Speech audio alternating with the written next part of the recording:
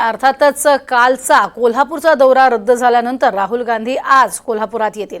खराब हवामानामुळे राहुल गांधींचा कालचा दौरा हा रद्द करण्यात आला। सकाळी 8:30 वाजता राहुल गांधी कोल्हापुरात येतील आणि त्यानंतर शिवरायांच्या पुतळ्याचं अनावरण करतील। काल खरं तर पूर्ण रूपरेषा आखण्यात आलेली होती। काल संध्याकाळीच ते हा शिवरायांच्या पुतळ्याच्या लोकार्पणाचा कार्यक्रम कोल्हापुरात करणार होते। अधिक माहिती घेऊयात विशाल पुजारी यांच्याकडनं। विशाल, काय अधिक माहिती आजच्या या दौऱ्याची? नक्कीच काल काँग्रेस नेते राहुल गांधी यांचा कोल्हापूर दौरा होता। काल आणि आज असा 2 दिवस मुक्कामी दौरा होता। मात्र काल विमानामध्ये तांत्रिक अडचणी आल्यामुळे हा दौरा जो आहे तो कालचा रद्द झाला।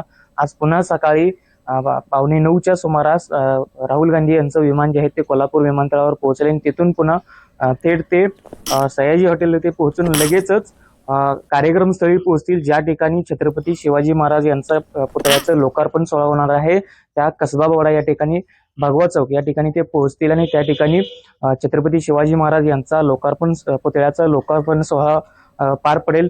या सभेमधून सुद्धा ते बोलतील का, आता याकडे लक्ष असणार आहे।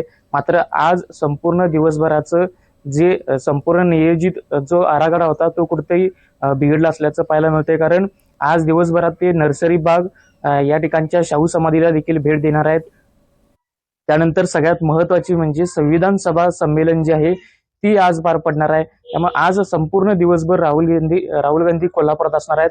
अनेक नेते जे आहेत ते कोल्हापुरात आलेले आहेत।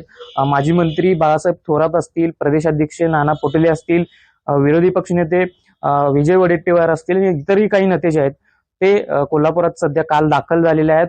आज दिवसभर सगळे नेते जे आहेत ते काही बैठका देखील घेतील, काही कार्यकर्त्यांच्या भेटी देखील घेतील, नेते देखील त्यांच्याशी संवाद साधतील। या संपूर्ण घडामोडींवर आपण लक्ष ठेवून देखील असणार आहे। नक्कीच, आणि त्यामुळे आजचा हा महत्त्वाचा दौरा असणार आहे राहुल गांधी यांचा। तुर्तास धन्यवाद या संपूर्ण माहितीसाठी।